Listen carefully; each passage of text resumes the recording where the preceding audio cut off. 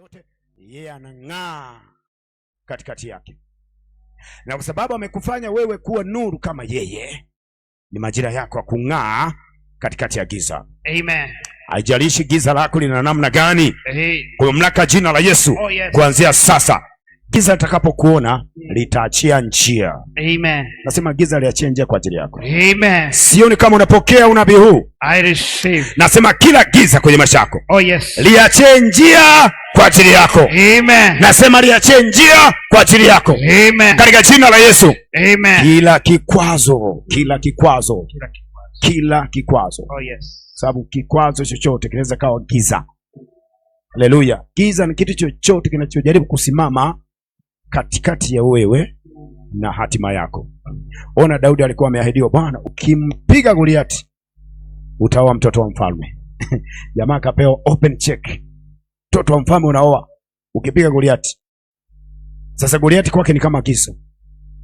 Goliati anakuja na mtisha, anamwambia, wewe ni kijana mdogo tena mzuri, utaniweza wewe? Nitawapa ndege wale nyama yako. Daudi anamwambia, mimi na wewe wanijia kwa maneno hayo, mimi nakujia na jina la Bwana, nakuja na nuru, na hii nuru ikija kila giza linaachia. Giza liliachia, alikuachia. Maana Goliati alikuwa giza mbele ya Daudi. Giza liliachia, alikuachia. Na kama liliachia, kama Bwana aishivyo, yule Bwana wa Daudi ndio Bwana wako. Mamlaka jina la Yesu. Kila giza kwenye maisha yako, liachie njia. Amen. Nasema liachie njia. Amen. Katika jina la Yesu. Amen. Kwa tumekuwa tukiangalia nini kimo katika Jumapili zote 4. Nini kimo katika neno kinatuhakikishia kuangazia ulimwengu. Na Jumapili iliyopita tuangalia mambo matano. Na moja jambo tuliangalia ni nguvu ya unabii ama nguvu ya uumbaji ya neno, na tuachia kuangaza. Na tukaona pia ya kwamba ndani ya neno kuna nguvu ya utukufu inayoangaza, kwa kuwa nuru yako imekuja na utukufu wa Bwana umekuzukia. Nuru ilipokuja utukufu ukaja, nuru ilipokaa utukufu ukakaa. Haleluya. Umeshatukuzwa katika jina la Yesu. Umekwisha tukuzwa. Amen. Katika jina la Yesu. Lakini tukaona pia ndani ya neno kuna nguvu ya kibali isiyo kawaida. Haleluya. Tukaona pia ndani ya neno kuna nguvu ya imani, na imani yako ndio Mungu wako. Your faith, your God. Haleluya. Amen. Imani yako Mungu wako.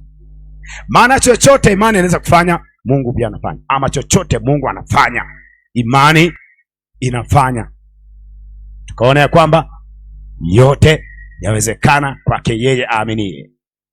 Haleluya. Amen. Lakini pia tukaona ya kwamba kwa Mungu yote yawezekana. Sasa kama kwa Mungu yote yawezekana, alafu yote yawezekana kwa yeye aaminiye, imani yako ni Mungu wako. Lakini tukasema pia imani kumbe inakuja kwa kusikia. Kwa kusikia neno la Kristo. Kadri unavyozidi kusikia ndipo imani inaingia. Kwa ni muhimu, nikakwambia ni muhimu kuendelea kusikia kwa habari za neno hili la Kristo, na ni muhimu kukataa kusikia chochote ambacho kiko kinyume na neno hili la Kristo. Mtu yote anakuja kukutia uofu na woga, mkatae na kutia hofu. Mkatae anaingiza kitu tofauti na imani ndani yako. Kuna mtu ukikutana naye mara moja unajikuta umekata tamaa, huyo mkatae, mkimbie. Amen. Haleluya. Amen. Kutana na watu ambao wanaweza kukuongezea imani. Kutana ama kuwa na rafiki ambao wanaweza kuongeza imani, sababu imani inakuja kwa kusikia. Haleluya. Amen. Tukaona pia ndani ya neno kuna umilele, ukiliamini halibadiliki. I am the Lord, I change not. Mimi ni Bwana, si badiliki. Anasema hivyo Malaki sura ya 1 mstari wa 6. Mimi ni Bwana, sibadiliki. Na huyo Bwana ndiye neno.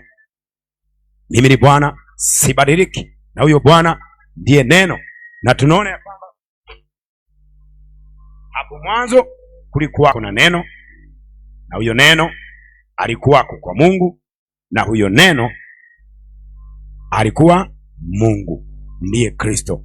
Na ukienda mstari wa pili unasema hakuna kilichofanyika isipokuwa huyo neno. Hakuna kilichofanyika isipokuwa huyo neno. Haleluya. Kwa ndani ya neno kuna umilele. Alikuwepo, neno alikuwepo na ataendelea kuwepo. Alikuwepo, neno alikuwepo. Baadaye akafanyika mwili, akakaa kwetu, akarudi tena mbinguni, na yupo anatawala milele yote. Na huyo ndiye anaitwa mfalme wa wafalme, na wafalme wengine ni wewe. Ukishajiconnect kwenye hiyo neno, na wewe unafanyika kuwa mfalme, na wewe unaingia kwenye huo umilele. Tukishika kwenye umilele, hatubadilishi, hatutikiswi. Amen. Haleluya. Amen. Tupo milele. Kituletea habari yoyote tunaipima. Inatujengea imani, tunaikubali. Haijengi imani, tunakukataa. Amen. Na tunaikataa hiyo habari yako. Haleluya.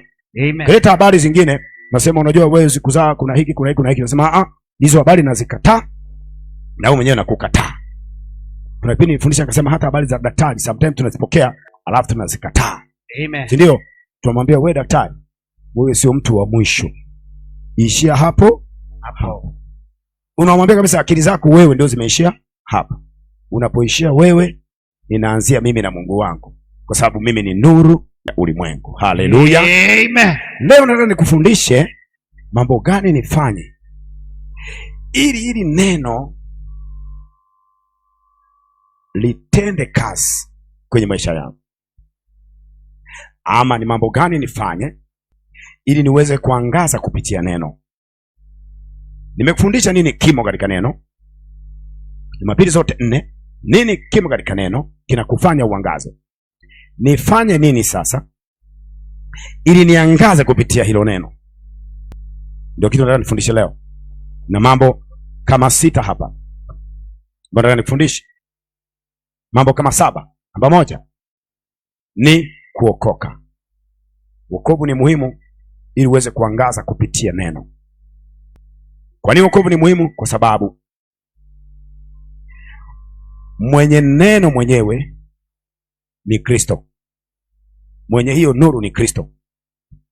Ili uweze kuangaza kupitia hilo neno, lazima umpokee mwenye neno.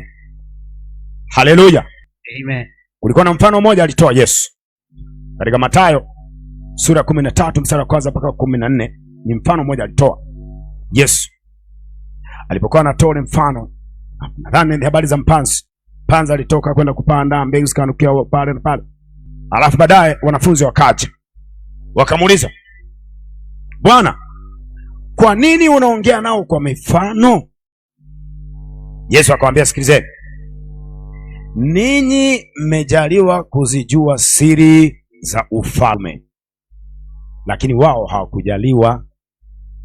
Kwa hiyo nasema nao kwa mifano, ili wakitizama wasione, wakisikia wasielewe. Lugha nyingine, nyinyi mmo ndani ya ufalme, ndio maana mnaweza kuyaelewa haya na yakawasaidia. Hao wengine wako nje ya ufalme, hata nikisema nao hawataelewa wala hawatafahamu. Ndio maana najaribu kutumia mifano. Nyinyi naongea na nyinyi moja kwa moja kwa habari za ufalme, hawa naongea nao kwa mifano, wakisikia wasielewe, wakitizama wasione. Kwa hiyo kumbe, ukiwa nje ya ufalme sio rahisi neno kukusaidia. Ili neno likusaidie, lazima uingie ndani ya ufalme. Haleluya. Kwa wakati wako unaweza kusoma Mathayo sura 13 mstari wa kwanza mpaka 14, lakini tumesoma sana habari za Yohana sura ya kwanza mstari wa kwanza mpaka wa 9, kwa habari ya kwamba Yesu Kristo ndio neno, na kwamba huyo neno, mstari wa 9, ndio anayeangaza uangazia ulimwengu wote nuru. Kwa hiyo bila kumpokea huyo mwenye nuru, hawezi kusaidiwa na hiyo nuru, ama huwezi kusaidiwa na hilo neno mpaka upokee mwenye neno. Amen. Na mwenye neno ni Kristo mwenyewe. Haleluya. Amen. Kwa hiyo wokovu ni muhimu ili uweze kuangaza kupitia neno. Haleluya.